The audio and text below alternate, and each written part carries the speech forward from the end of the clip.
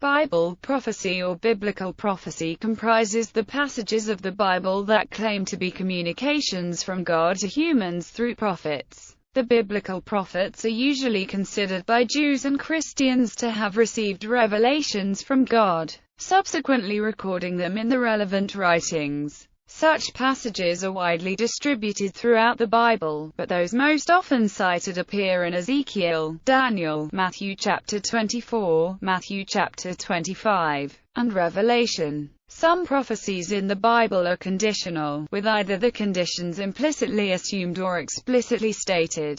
Some prophetic passages are depicted as direct statements from God, while other statements are expressed as the privileged perspective of the biblical author considered to be a prophet. Believers in biblical prophecy engage in exegesis and hermeneutics of scriptures which they believe contain descriptions of global politics. Overview. Hebrew Bible prophets often warn the Israelites to repent of their sins and idolatries, with the threat of punishment or reward. Blessings and ruinations are attributed to the deity. According to believers in Bible prophecy, many of these prophecies are viewed as having been fulfilled within later passages. A second prophetic theme is the coming of the Messiah. Christians believe that these messianic prophecies are fulfilled by Christ Jesus, while followers of Rabbinic Judaism still await the arrival of the Jewish Messiah and other signs of Jewish eschatology. Most Christians believe many messianic prophecies will be fulfilled with the second coming of Christ,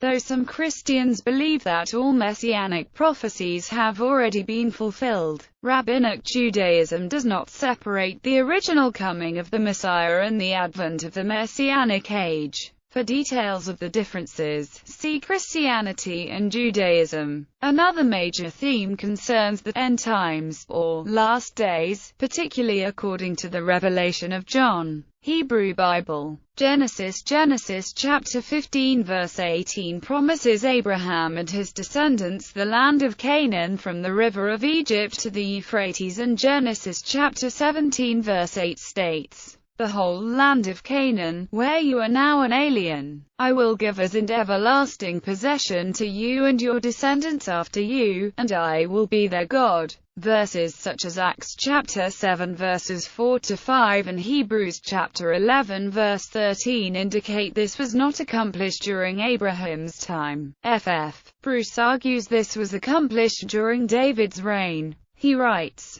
David's sphere of influence now extended from the Egyptian frontier on the Wadi el-Arish to the Euphrates, and these limits remained the ideal boundaries of Israel's dominion long after David's empire had disappeared. Christian apologists point to corporate personality here to connect Abraham with the Jewish nation. H. Wheeler Robinson writes, corporate personality is the important Semitic complex of thought in which there is a constant oscillation between the individual and the group, family, tribe, or nation, to which he belongs, so that the king or some other representative figure may be said to embody the group, or the group may be said to sum up the host of individuals. Hebrews chapter 11 verses 15-16 says that the patriarchs longed for the heavenly country, which explains that Hebrews chapter 11 verse 13 speaks about the promise of the heavenly home. Exodus, Deuteronomy, Joshua, and Judges. God is represented as guaranteeing that the Israelites would drive out the Amorites, Canaanites, Hittites,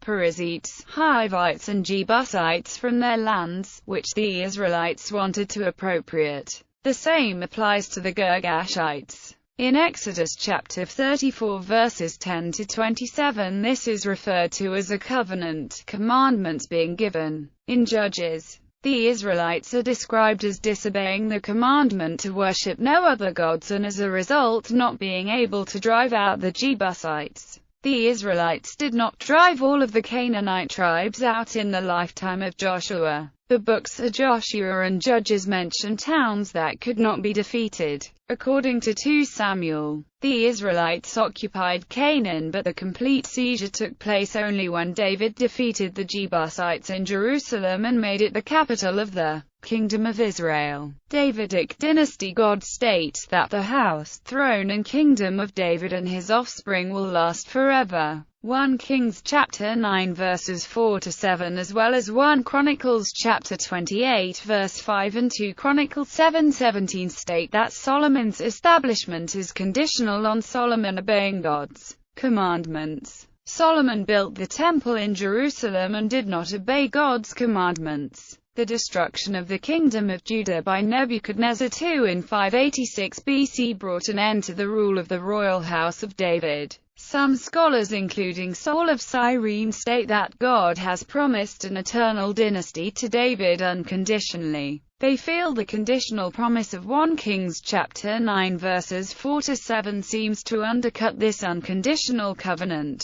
Most interpreters have taken the expression, throne of Israel, as a reference to the throne of the united monarchy. They see this as a conditionalization of the unconditional dynastic promise to David's house expressed in 1 Kings chapter 11 verse 36, 15-4 and 2 Kings chapter 8 verse 19. They argue the presence of both unconditional and conditional promises to the house of David would create intense theological dissonance in the Book of Kings. Christians believe that the promises of surviving descendants that could fulfill the role of king rather than a permanent earthly kingship. Kings. According to the Book of Kings, God told Zedekiah, "I am about to hand this city over to the king of Babylon, and he will burn it down. You will not escape from his grasp, but will surely be captured and handed over to him. You will see the king of Babylon with your own eyes, and he will speak with you face to face. And you will go to Babylon. You will not die by the sword, you will die peacefully." The books of Kings and Jeremiah relate that Zedekiah's eyes were put out after he was taken to the king of Babylon and that he remained a prisoner in Babylon until his death. There is no other historical record of what happened with Zedekiah in Babylon. God is also represented as promising Josiah that because he humbled himself before God, he would be buried in peace, and the book goes on to say he shall not see the disaster to come on Judah. Josiah fought against the Egyptians although the Pharaoh, Necho II, prophesied that God would destroy him if he did. Possibly Josiah was opposing the faithful prophetic party. Josiah was killed in battle against the Egyptians. However, Judah was in a time of peace when Josiah died, thus fulfilling the prophecy. Isaiah. When the Jews heard that Aram has allied itself with Ephraim, God is said to have told him, "It will not take place, it will not happen. Within 65 years Ephraim will be too shattered to be a people." According to 2 Chronicles chapter 28 verses 5-6, God delivered the king of the Jews, Ahaz, into the hands of the king of Syria, who carried away a great multitude of them captives to Damascus. And he was also delivered into the hand of the king of Israel, who smote him with a great slaughter. In Isaiah chapter 7 verse 9 the prophet says clearly that a prerequisite for the fulfillment of the prophecy is that Ahaz stands firm in his faith. This means that he should trust God and not seek military help in the Assyrians, which Ahaz nevertheless did. The book of Isaiah also foretold Babylon would be overthrown by the Medes and its palaces taken over by wild animals. Christian apologists state that the prophecy in Isaiah chapters 13 and 21 could possibly have been directed originally against Assyria, whose capital Nineveh was defeated in 612 BC by a combined onslaught of the Medes and Babylonians. According to this explanation, the prophecy was later updated and referred to Babylon, not recognizing the rising power of Persia. On the other hand, it can be mentioned that the Persian king Cyrus, after overthrowing Media in 550 BC, did not treat the Medes as a subject nation. Instead of treating the Medes as a beaten foe and a subject nation, he had himself installed as king of Media and governed Media and Persia as a dual monarchy, each part of which enjoyed equal rights.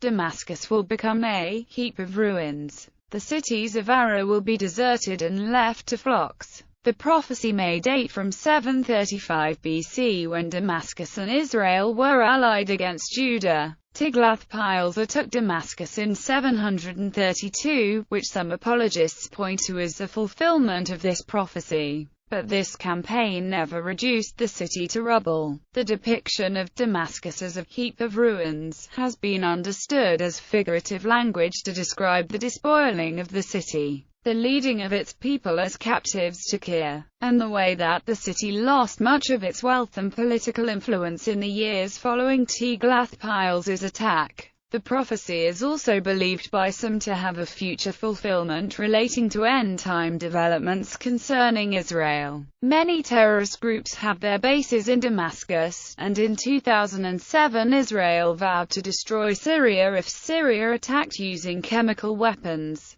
The passage is consistent with 2 Kings chapter 16 verse 9, which states that Assyria defeated the city and exiled the civilians to Kir. The river of ancient Egypt shall dry up. The land of Judah shall be a terror unto Egypt. There shall be 5 cities in ancient Egypt that speak the Canaanite language. In that day there will be a highway from Egypt to Assyria. The Assyrians will go to Egypt and the Egyptians to Assyria. The Egyptians and Assyrians will worship together. 24 In that day Israel will be the third, along with Egypt and Assyria, a blessing on the earth. 25 The Lord Almighty will bless them, saying, Blessed be Egypt my people, Assyria my handiwork, and Israel my inheritance. Some theologians argue the statement that the land of Judah will terrify the Egyptians is not a reference to a large army from Judah attacking Egypt, but a circumlocution for the place where God lives.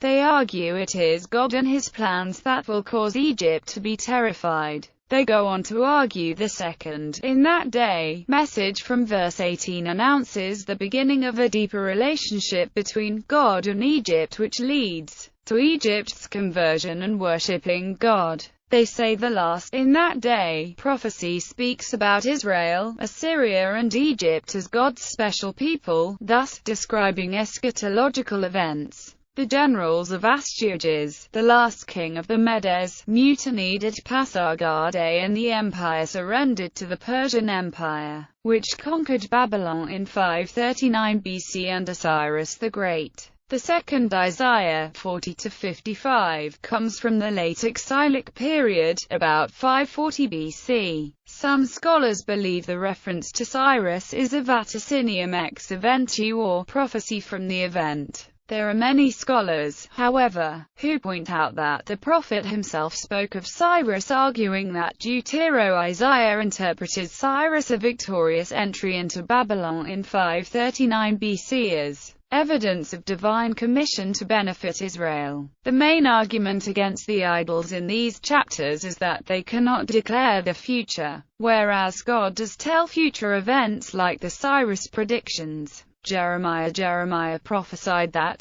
all nations will gather in Jerusalem to honor the name of the Lord. Hazor will be desolated. The Babylonian captivity would end when the 70 years ended. It lasted 68 years from the capture of the land of Israel by Babylon and the exile of a small number of hostages including Daniel, Hananiah, Azariah, and Mishael. It lasted 60 years from the deportation of the 10,000 elite including Jehoiachin and Ezekiel, though there is a discrepancy with Jeremiah's numbers of exiles. It lasted 49 years from the exile of the majority of Judah including Jeremiah, who was taken to Egypt and leaving behind a poor remnant. However, some Christian scholars try to explain the figure in a different way, stating that Jeremiah gave a round number. The kings of the Medes would take vengeance on Babylon. Christian commentaries have considered the conquering Persian force an alliance between the Persians and the Medes. One suggests the use of the term Medes is due to earlier recognition among the Jews and because the generals of Cyrus were apparently Medes.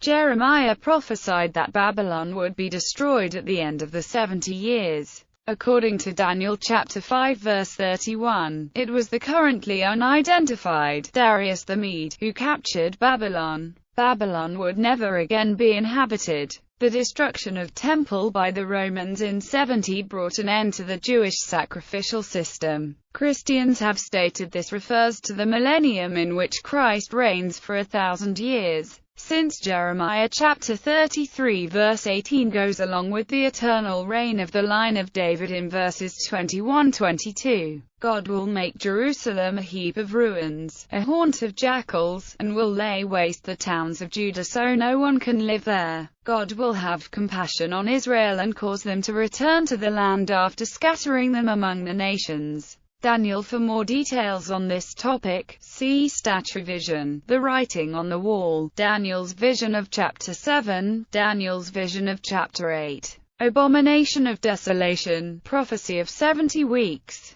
Ezekiel prophesied the permanent destruction of Tyre. Tyre was an island fortress city with mainland villages along the shore. These mainland settlements were destroyed by Nebuchadnezzar II, but after a 13-year siege from 585–573 BC, the king of Tyre made peace with Nebuchadnezzar, going into exile and leaving the island city itself intact. Alexander the Great used debris from the mainland to build a causeway to the island, entered the city, and plundered the city, sacking it without mercy. Most of the residents were either killed in the battle or sold into slavery. It was quickly repopulated by colonists and escaped citizens, and later regained its independence. Tyre did eventually enter a period of decline, being reduced to a small remnant. Echoing Ezekiel's words, historian Philip Myers writes in 1889, "The city never recovered from this blow. The site of the once brilliant maritime capital is now bare as the top of a rock, a place where the few fishermen that still frequent the spot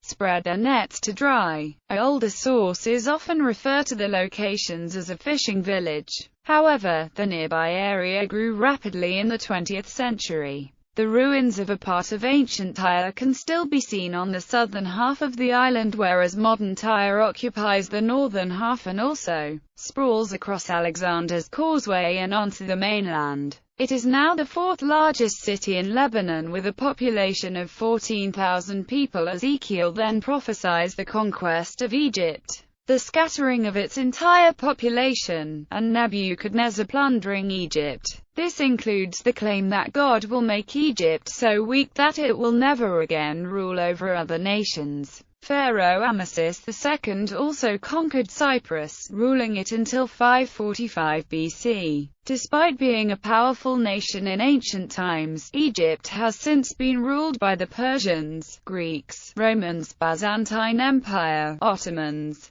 British and the French, and has also enjoyed periods of independence from external rule. During the Hellenistic period, the breakup of the Empire of Alexander the Great left the Ptolemaic dynasty as rulers of Egypt. The Ptolemies then conquered and ruled Cyrenaica, Palestine, and Cyprus at various times. There is some uncertainty among modern scholars regarding when various portions of the Book of Ezekiel were written, making the timing of prophecies difficult to unravel. Nebuchadnezzar invaded Egypt around 568 BC. However, the armies of Pharaoh Amasis II defeated the Babylonians. Herodotus reports that this pharaoh had a long and prosperous reign. The Egyptians were conquered by the Persians in 525 BC. Minor prophets Amos prophesied that when Israel is restored they will possess a remnant of Edom. Obadiah prophesied that Israel will destroy the house of Esau in the day of the Lord. Zechariah prophesied, "Never again will an oppressor overrun my people, for now I am keeping watch. The river of ancient Egypt shall dry up." Haggai prophesied, "In a little while God will shake the heavens, and the earth, and the sea, and the dry land." Malachi prophesied that God would send Elijah before the great and dreadful day of the Lord, in which the world will be consumed by fire.